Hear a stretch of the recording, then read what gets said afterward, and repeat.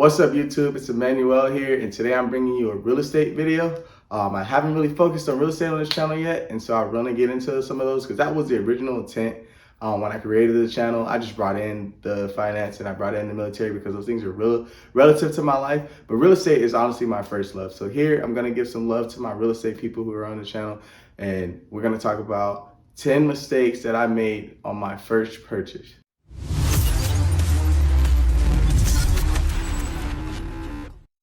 So the first mistake I made when purchasing my first home back in 2021 was I did not negotiate enough, right? And so I did come back with a price. He gave me an original buying price of $215. You know, I rebutted with $205. He came immediately back, same day, he said $212, take it or leave it and we'll go, right? And in that moment, I felt like I kind of won a little bit because I got $3K off. You know, but there was so many more places that I felt like maybe I could have pushed a little bit or just to see what I can get, you know, and not in a way where you're trying to, you know, get over on someone, but hey, we're creating a deal, right? And so the deal needs to work well for both parties.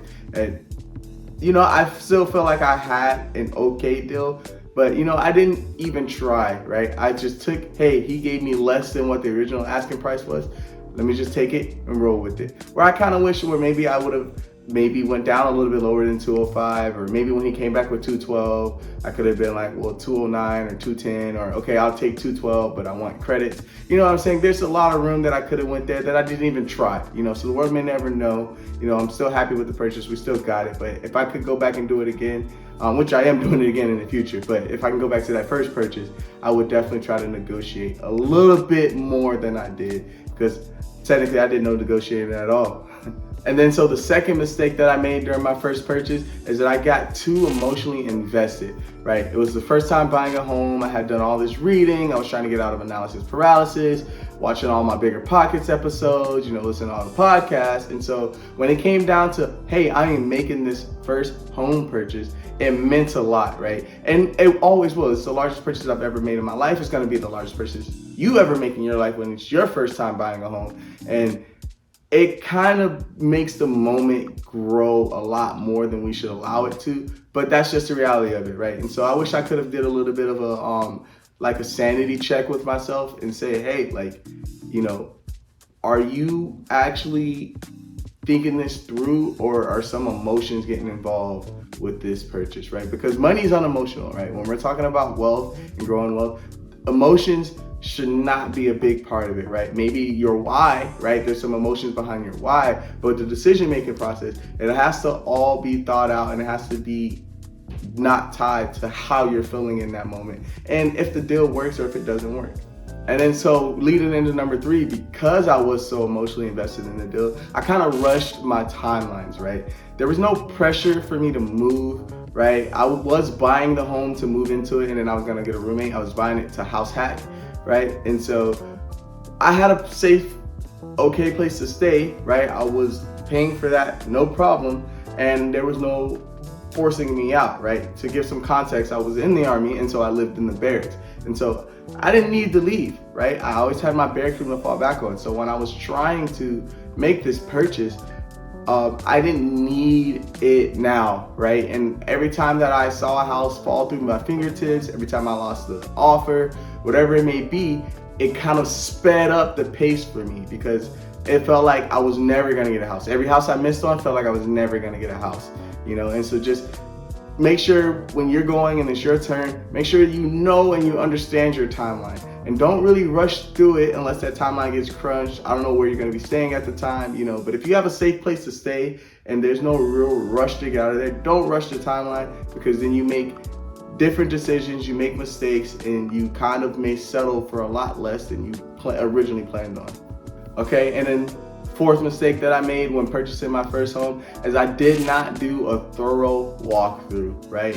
I was kind of excited, right? I remember I talked about the emotions and the timeline. So by the time I got the deal accepted, I know that we're gonna be working together. I was a little excited, and I thought that it was kind of over, right? The victory had been won in my head mentally. I finally was doing it, right? And all I had to do was make it to the timeline, right? It was like a 3-week timeline. I was like, I gotta make it the next 21 days, the home is mine.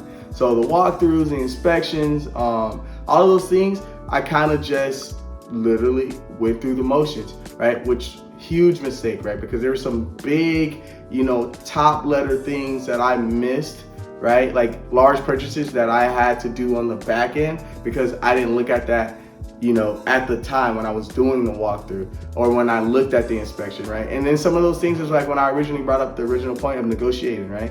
I could have asked for some of those things to close the deal, especially if we're that far down the timeline. I could have been like, hey, I want this, and this fixed, right? We can renegotiate price, what I'm saying? We can add that into my loan, whatever it may be, right? But that was stuff that I didn't even look at because I had already mentally in my head secured the home. I was just ready to sign. And so the walkthrough was just a walkthrough for me. And I hate saying it, but if I could go back and redo that original purchase, I would definitely try to get some of those line items written down and annotated. And at worst, ask for some of those things to be fixed.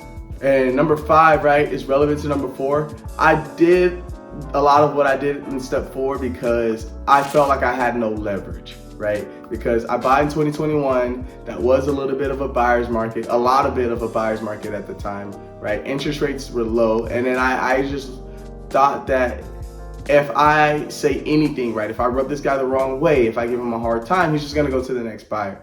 Right? It probably was a product of all the homes that I had missed on. I had, to that point, maybe had done about 7 or 8 offers on homes, which is not a lot in the grand scheme of things when I look back on it. But for me, my first purchase, I didn't know how many homes I would have to go through, right? And so I had gone through 7 or 8 offers and all of them didn't get accepted. And so when I get the first one accepted, I felt like I didn't want to do anything to make this guy say, I don't want to sell my home to you, right? And so that was false, right? I definitely still had leverage in the situation because sellers, no matter what, they want to get rid of their house because they have something to do on the other end. And this guy was selling this house for a 1031 exchange to purchase another home or another investment property, whatever it may be. I didn't really get a lot of details on it, which means he didn't want to have to start over, right? The selling of this home, right? The transaction on this home was affecting his purchase going forward, right? And not to say to try to get over it again. I'm not saying that at all, but that is leverage that I have at that point. That means that I can have an ask or I can have a demand.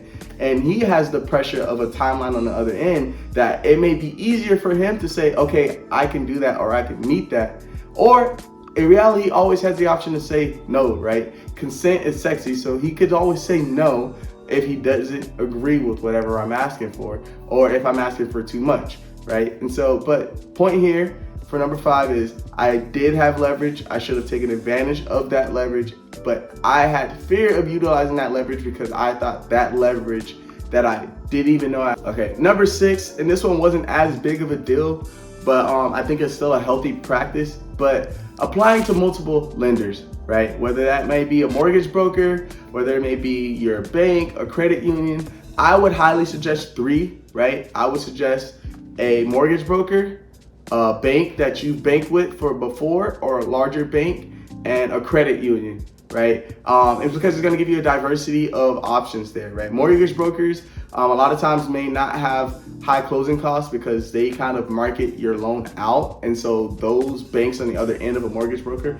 kind of compete for those closing costs. A big bank is trustworthy. You know they're not going to close for the most part, unless there's a run on the bank. But those are rare, don't really happen often, right? You know, if you go with Chase will probably exist for the rest of eternity, right? And in a credit union, you may get your best interest rate there, or you may even get the best loans in a credit union. But those are smaller banks and they have their own problems. So I would just say apply to all 3, compare the loan products, get someone to help you do that if you don't know how to do that. But I just don't apply to one like I did. I applied to one and I almost lost my financing because of applying to one. And then I had to apply to another one during the process because my realtor did come back to me and she was like, closing costs are way too high.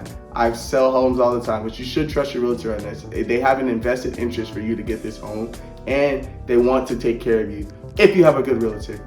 But she did say that closing costs on this home was too high. You should try another mortgage broker. She suggested me some, and then she told me to try your own, blah, blah, blah. So long story short, I did have to apply again. So my timelines were super crunched with the financing. I almost had to ask for an extension, but neither here nor there. Make sure you do that early. Don't be willing to apply to multiple loans. Your credit score won't be affected if you do that in a short enough timeline, right? Like you have like a 30-day window or something like that to where you can apply for those multiple loans, especially because the banks understand that this may be for the same purchase and you're just marketing yourself. So don't be scared to apply for multiple different avenues to get that mortgage for your home. All right, number 7, right, is I didn't get a second opinion.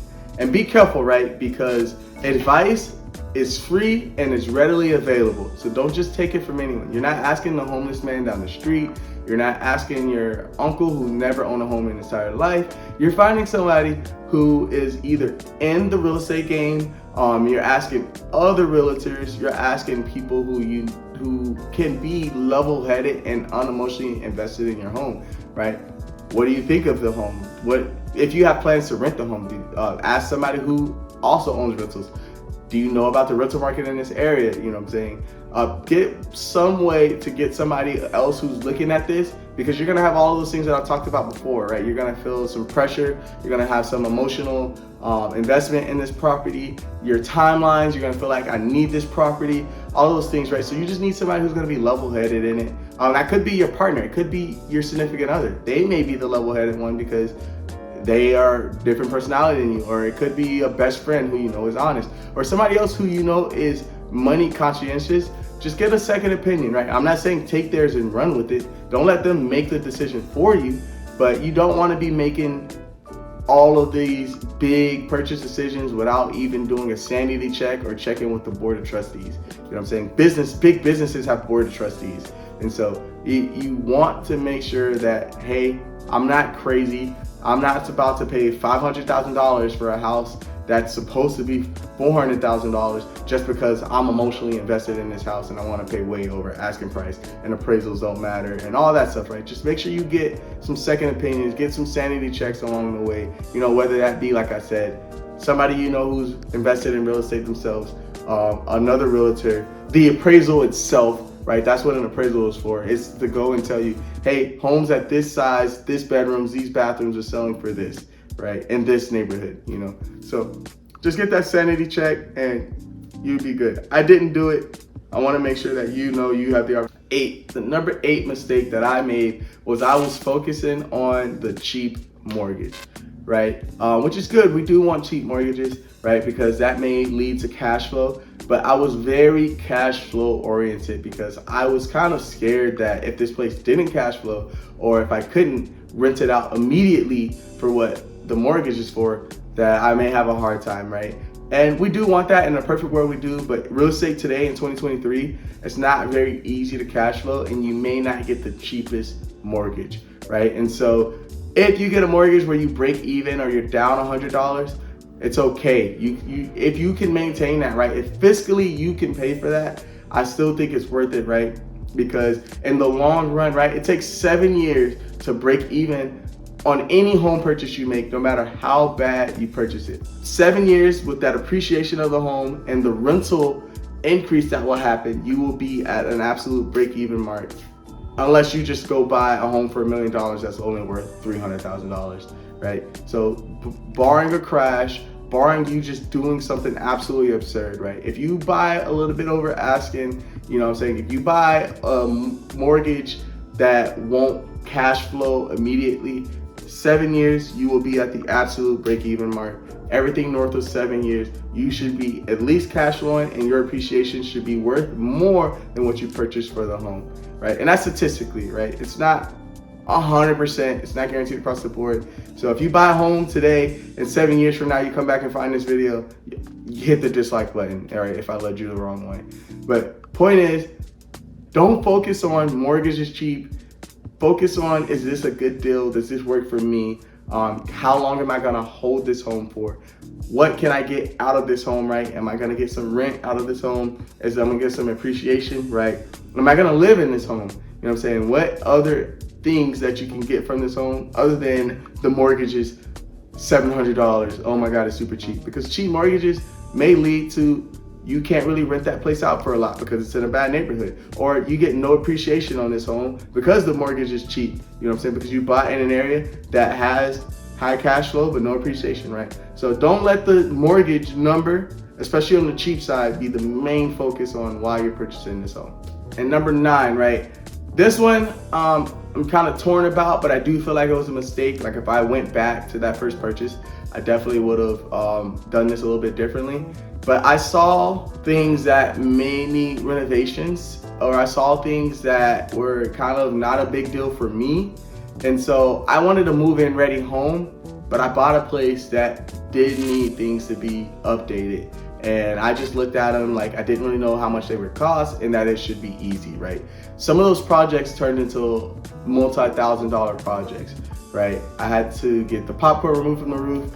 That was about $2,500, you know what I'm saying? I had no fans in the house, so I had to put multiple $200 multiple $200 fans up, and I had to do it myself because if I paid for the labor, those would have been a few $1,000s to do. So doing it myself made it hundreds of dollars, right? I fixed some light fixtures, replaced the plugs, the light switches, things like that, you know, oh yeah, that's a $10 project here, but then you can combine that with the floors still need to be done in the home, right? That's another $3,000 project just because of the design of the home and things like that. And those renovations that I looked at as individual projects in the grand scheme of things will probably cost me $10,000 over the time, right? I've been doing it as I've gotten the time to do it. I've had renters in there and we've been on the same page and we've agreed on a lot of the things that I wanted to do.